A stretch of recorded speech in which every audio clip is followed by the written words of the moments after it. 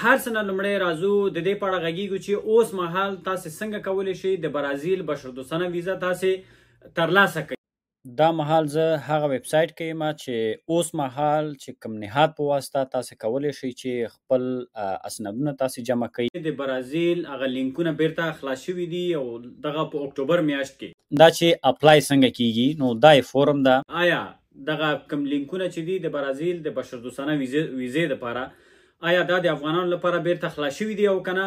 تاسې به فرض مثال دلته ورکوي فول نیم. زه به یو کس ته فرض مثال اپلای وکړم لکه حامد. نو لکه څنګه چې تاسو معلومه ده چې دغه څو ورځو راهیسې نو اوازه ده چې د برازیل هغه لینکونه بیرته خلاص شوي دي او دغه په اکتوبر میاشت کې نو ډېر په فیسبوک کې تاسې مختلف ډول ویډیوګانې ګورئ چې اوس مهال ډېر افغانان لګیا دي چې یو لینک ده نو هغه خلاصوي، هلته مکمل فورم ده او په هغې له ذریعې باندې دوی ټول اپلای کولی شي. نو په دغه ویډیو کې را سره پاتې شئ نو تاسو سره به مکمل معلومات زه شریک کړم چې آیا دغه کوم لینکونه چې دي د برازیل د بشردوستانه ویزې دپاره آیا دا د افغانانو لپاره بیرته خلاص شوي دي او که نه، او دغه کوم لینک چې تاسې ګورئ نو آیا په دغه لینک په واسطه تاسې څه ډول اپلای کولی شئ. دغه لینک چې کوم یو دی دا آیا د برازیل په عمومي ویب سایټ کې شته دی او که نه، او دغه د نوی اپلای په طریقه د برازیل په اوفیشل ویب سایټ کې هلته څه لیکل شوي دي، آیا کوم معلومات داسې وجود لري او که نه لري. هر څه نه لومړی راځو د دې په اړه غږیږو چې اوس مهال تاسې څنګه کولی شئ د برازیل بشردوستانه ویزه تاسې ترلاسه کړئ. د کومو لارو تاسې کولی شئ چې اپلای ورته وکړئ. نو دې نه وروسته بیا برازیل چې کوم یو ده لکه څنګه تاسې کولی شئ زما هغه مخکینی ویډیو هم وګورئ. نو برازیل بله طریقه بیا اعلان کړله چې افغانان اوس هم کولی شي چې هغه ویزې ترلاسه کړي، خو فقط هغه طریقه یې بدله ده.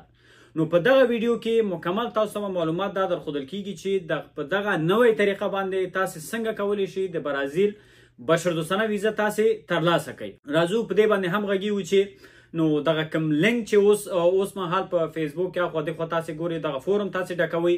نو له دې په طریقه یعنې دغه لینک په طریقه تاسې څنګه کولی شئ چې خپل اسنادونه تاسې برازیل ته د برازیل سفارت ته تاسې ولېږئ. نو هر څه نه لومړی راځم دې ته چې اوس مهال تاسې کولی شئ د برازیل بشردوستانه ویزه تاسې د نورو لارو څخه ترلاسه کړئ. نو ځکه چې برازیل دوی خپله په عمومي په آفیشل ویب سایټ کې دوی اعلان کړی ده چې اوس مهال هر یو افغان چې غواړي د برازیل بشردوستانه ویزه ترلاسه کړي نو دوی مستقیم ډول نشي کولی چې خپل اسنادونه دوی سفارت ته ولیږي. ځکه چې مخکې سیستم دا ډول و چې تاسې به مستقیم به اپلای کولو سفارت ته، خپل اسنادونه به هم لیږل، هغې ته به هم ایمیل کولو، هر څه به هم سفارت ته ولیږلو. خو اوس هغه سیستم مکمل ډول بدل شوی ده. اوس به تاسې په برازیل کې هغه بعضې نهادونه دي چې هغه خپله دولت سره راجستر دي. نو هغه نهادونه به تاسې پیدا کوئ چې هغه نهادونه کم چې هلته برازیل سره سابقه ولري، یعنې د 200 کلونو راهیسې نو دغه اداره د خپله د دولت سره راجستر دي او دوی کار کوي. البته دا نن پروفیټ ادارې دي. نو اوس راځو په دغه ادارو باندې غږیږو چې دغه ادارې تاسې باید څه ډول پیدا کړئ، کومه ادارې ته باید تاسې خپل اسنادونه جمع کړئ. ادارې خو ډېرې زیاتې دي، دغه نهادونه زیات دي په برازیل کې، خو هغه مهمه هغه اداره او هغه نهاد پیدا کول کم چې په همدغه سیستم کې برازیل عمومي وزارت خارجه سره وصل ده. ځکه چې تاسې هر یو دغه کې تاسې نشئ کولی چې خپل اسنادونه واخلي تاسې هر یو نهاد ته تاسې ولېږئ، داسې نه کیږي. اوس راځم په دغه ویډیو کې هغه مهم هغه نهاد چې تاسې هغه نهاد په طریقه تاسې کولی شئ نو خپل اسنادونه تاسې د برازیل وزارت خارجه ته تاسې ورسوئ. نو لکه څنګه چې دغه اوسنی سیستم سره نو تاسې به خپل اسنادونه لومړی هغه نهاد ته جمع کوئ، هغه نهاد به ستاسو کیس به څیړي، دغه اسنادونه به ګوري، هغې نه وروسته ستاسو اسنادونه به وزارت خارجې ته سپاري. نو بیا وزارت خارجه بیا مربوطه سفارت ته سپاري، بیا مربوطه سفارت بیا تاسو سره تماس نیسي. اوس راځو دې ته چې تاسې داسې نه ده چې فقط تاسې راواخلئ او لینک خلاص کړئ او بس فورم ډک کړئ. نه، په فورم کې هلته ډېر زیات مهم ډسکرپشنز دي چې هغه ډسکرپشنز تاسې څه ډول ډکوئ. نو په د همدغه ویډیو په آخره کې مکمل ډول هغه سکرین ریکارډینګ باندې هغه هم تاسو ته ښیم چې کوم لینک ته باید تاسې لاړ شئ، هغه لینک کې هغه فورم باید تاسې څه ډول ډک کړئ او هغه فورم د ډکولو په وخت کې څه معلومات باید تاسې ولیکئ. ځکه چې ډېر افغانان داسې دي چې هغوی ښه کیسونه هم لري، هغوی یعنې ژوند هم په رسک کې ده، اکثر داسې دي چې هغوی خپل وطن هم پرېښی دی، په نورو هیوادونو کې هغوی اوسیږي. نو دغه ویډیو مه مس کوئ چې مکمل هر څه زه تاسو سره شریک کړم. لومړی راځو دا د په برازیل کې چې کوم دغه نهادونه دي چې دغه نهادونو په واسطه تاسې کولی شي اپلای وکړئ. نو په دې کې هغه یو مهم نهاد ما پیدا کړی ده چې لکه څنګه تاسې په څو ورځو راهیسې تاسې ګورئ هم. نو دغه نهاد چې دی دغه ابونا په نوم یو نهاد ده.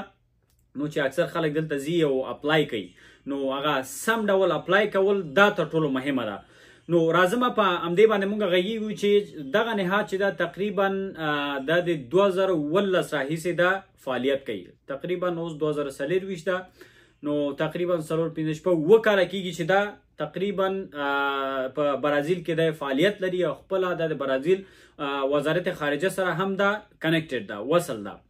اوس راځو دې ته چې دلته چې کوم فورم دا دوی اعلان کړی دی او همدارنګه کوم چې دوی دغه اوفیشل ویب سایټ ده، نو دغه ټول اوفیشل دغه ویب سایټ ما راواخیسته، ټول ما ولوسته، د دې په اړه مکمل هغه معلومات ما ولوسته. نو د دې ادارې هغه اهداف دا دي، دا په هر بخش کې کار کوي. نو تر ټولو د دې یو مهم بخش دا ده چې دا هغه کسانو سره د مرسته کوي کوم چا چې ژوند یې په خطر کې وي. نو خصوصا افغانستان لپاره د په خپل اوفیشل ویب سایټ کې، وروسته بیا په سکرین ریکارډینګ هم زه تاسو ته ښیم، نو خصوصا افغانستان لپاره دوی یو خاص په خپل ویب سایټ کې دوی یو سیکشن لري. نو هلته ټول اهداف دوی لیکلي دي چې افغانانو سره دوی څه ډول مرستې کوي، څه ډول دوی کومک کوي، خصوصا هغه افغانانو سره چې هغوی ژوند په خطر کې وي. نو هغه سیکشن کې دوی لیکلي وي چې هغه افغانانو سره موږ کومک کوو، د چا چې ژوند په خطر کې وي. نو دغه افغانان کولی شي چې دوی خپل اسنادونه او دوی چې د دوی ژوند چې څه ډول په مشکلاتو کې ده، څه ډول په رسک کې ده، نو دوی هر څه باید ذکر کړي او بیا موږ ته دغه کې موږ ته ولیږي. نو دا هر څه به موږ ګورو چې کله موږ هر څه وکتل، بیا هغې نه وروسته نو موږ به وزارت خارجه ته سپارو. وزارت خارجه به بیا مربوطه سفارت ته سپاري. نو دوی په خپل ویب سایټ کې دوی لیکلي دي چې تر اوسه پورې دا چې کله نه دوی دغه فعالیت شروع کړی ده، تقریبا د 2000 افغانانو چې کوم چا چې اپلای کړی ده او سم ډول اپلای کړی ده او منظم ډول هغه ډاکومنټ دوی ته سپارلی دي، نو هغه 2000 کسانو هغه کیسونه دوی انډر پروسس لاندې دوی نیولي دي چې هغه کسان ورته اپلای کړی ده. نو دوی خپله په خپل ویب سایټ کې دوی یادونه کړې ده. نو وروسته په سکرین ریکارډینګ زه تاسو سره ښیم. نو راځو دې ته چې آینده که هر څوک اپلای کول غواړي، نو منظم ډول دقیق ډول به اپلای کوي. نو ورځو سکرین طرف ته، په سکرین کې به مکمل ډول زه تاسو ته وښیم چې څه ډول باید تاسې اپلای وکړئ او په کوم ډول باید تاسې مخې ته لاړ شئ. دا مهال زه هغه ویب سایټ کې یم چې اوس مهال چې کوم نهاد په واسطه تاسې کولی شئ چې خپل اسنادونه تاسې جمع کوئ او تاسې اپلای وکړئ. اوس راځو دې باندې غږیږو چې هم به په دغه ویډیو کې تاسو سره مکمل هغه اپلای طریقه تاسو ته ښیم. مکمل زه په خپله به اپلای کوم، یو کس ته به زه اپلای کوم، تاسې مکمل ډول هغه ویډیو وګورئ، هماغه طریقې سره تاسې هم بیا اپلای وکړئ.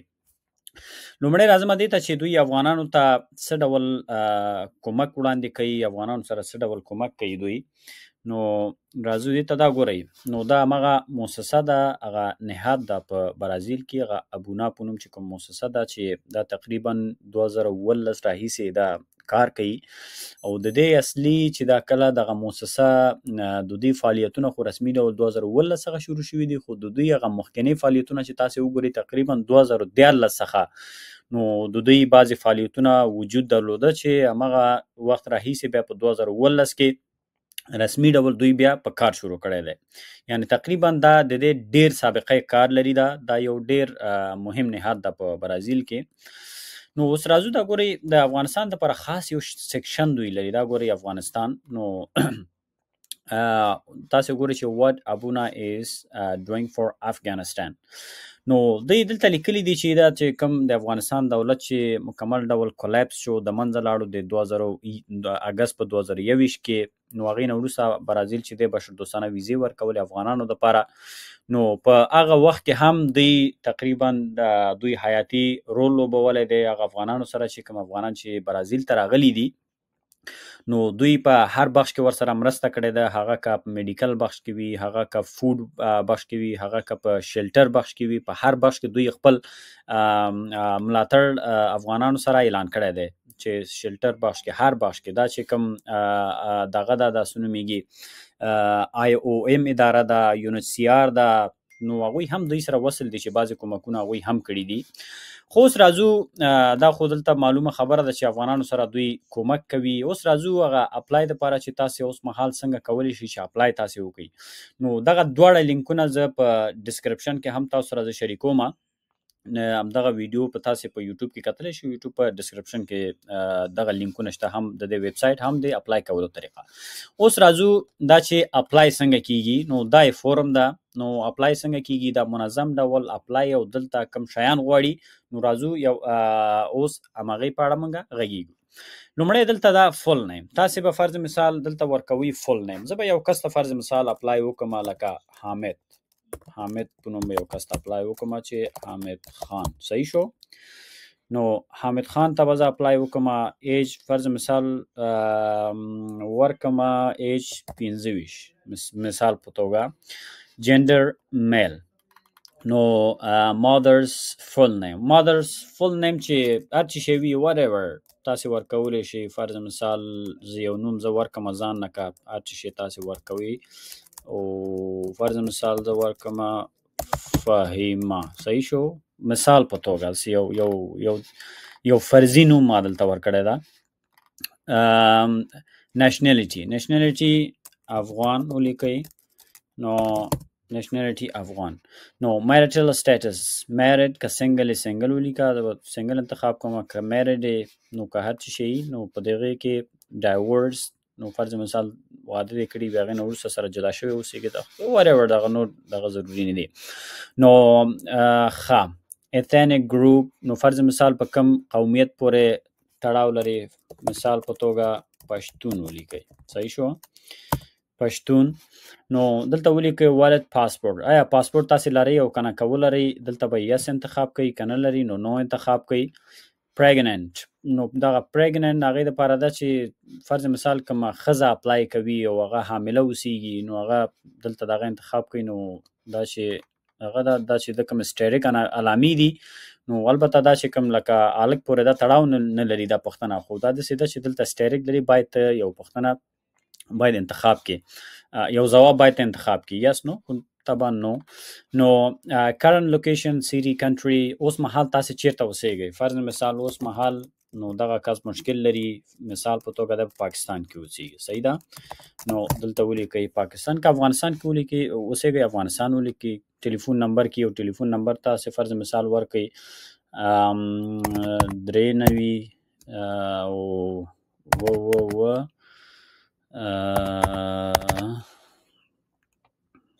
مثال په توګه چې یو ټلیفون نمبر ځان نه ورکړي، داسې ځان نه ورکړي. دلته ایمیل ادرس تاسې ولیکئ. کولی شئ چې ایمیل ادرس ولیکئ. فرض مثال انفو، زه خپل د کمپنۍ ایمیل ادرس زه لیکم. فرض مثال زما د خپل کمپنۍ ایمیل ادرس info@start2start.com. نو ریلیژن د څه شی ده؟ نو دین د اسلام ده، اسلام ولیکه. نو do you have any disease disorder no or special health conditions if so please leave. نو دا چې کوم څه مشکل لري یا د هیلث په بخش کې کوم مریضي لري دغه لري نو ته نو انتخاب کړئ. نو که څه ولري باید دلته بیا ولیکه، که ونه لري دلته درسټ نو ولیکه. ایجوکیشن لیول د څه شی ده؟ 12 پاسې. نو دلته ولیکه فرض مثال دغه بیچلر، فرض مثال پانتون نه فارغ. صحیح ده؟ نو دلته ولیکه بیچلر. صحیح شو؟ بیچلر ولیکه. فرض مثال پانتون نه فارغ، 12 نه فارغ. دلته ولیکه چې های سکول ګریجویټ. جست درس اټ.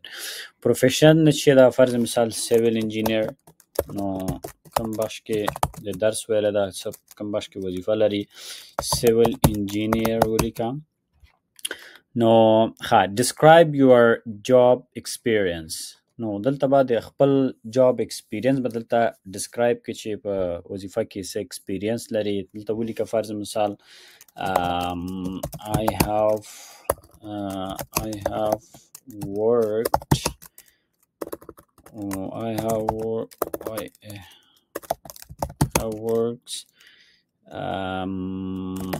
for 2 years and Directorate of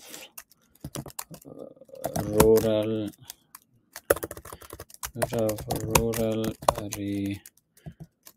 rehabilitation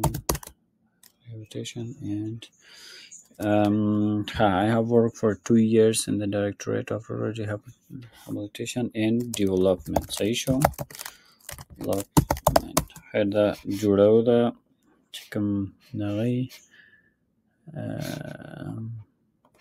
دا غلط شو دا به د اصلاح کومه rehabilitation ها Directorate Rehabilitation the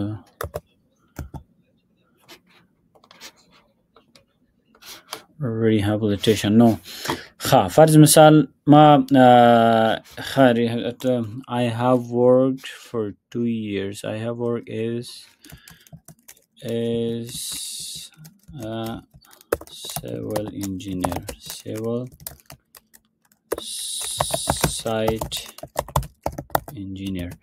No, I have worked as a civil site engineer for 2 years in the Directorate of Rural Rehabilitation and Development. فرض مثال ما دلته ولیکه چې ما په تقریبا 2 کاله نو په انکشاف دهات ریاست انکشاف دهات کې 2 کاله ما ایز په سیویل انجینری په بش کې سایت انجینرینګ کې ما 2 کاله کار کړی دا نو دا ما ولیکل او کا غواړي چې دا لګ سترونګ شي نو دلته کولی شي چې داسې کوم د نړیوالو بل ادارې نومولي کې فرض مثال تا کار کړی دا ورلد بانک په پروژو کې د کار کړی دا نو دغه رورل ریهابلیټیشن دغه په واسطه په ځدل ته لیکي چې ورلد بانک به تاسو ولیکي with ورلد بانک پروجیکټس خو whatever چې کوم وخت ته کوم ځای کې تاسو کار کړی نو ها لینګویج لیول بیسیک انټرمیډیټ فلوئنت فرض مثال څومره مهارت ته ولري نو هغه ولیکي انټرمیډیټ فرض مثال ولیکي انټرمیډیټ مثال په توګه ها Did you or will you travel with any family members? If yes. No, آیا ته فرض مثال ته خپل کوم فامیل ممبر سره ته غواړې چې دغه وکړي لاړ شي که نه فقط ځان سره ته اپلای کول غواړې نو فرض مثال که ته فقط ځان ته نو دلته به نو ولیکې چې فقط ځان دپاره ځې Why did you leave your country of origin? Please give a brief description of your situation below. نو دا تر ټولو مهمه پوښتنه همدغه ده مهمه پوښتنه همدا ده نو دلته به تاسې خپل کیس چې کم کس څه کیس ولري نو هر یو کس کیس ځان ته فرق کوي چې کم کس څه کیس ولري هغه خپل کیس به تاسې شارټ ډول ته دلته ډسکرایب کړي فرض مثال نو تا په فرض مثال په مخکنی دولت کې دی په دغه کې سوشل اکټیویست په بخش کې تا کار کړی دا نو مختلفو بخشونو کې تا کار کړی دا چې هلته فرض مثال د جنکو د تعلیم په بخش کې د تا مبارزه کړی کار د کړی دا نو حقوق زن په بخش کې د کار کړی دا حقوق بشر په بخش کې د کار کړی دا همدغسې نور بخشونو کې د کار کړی اوسیږي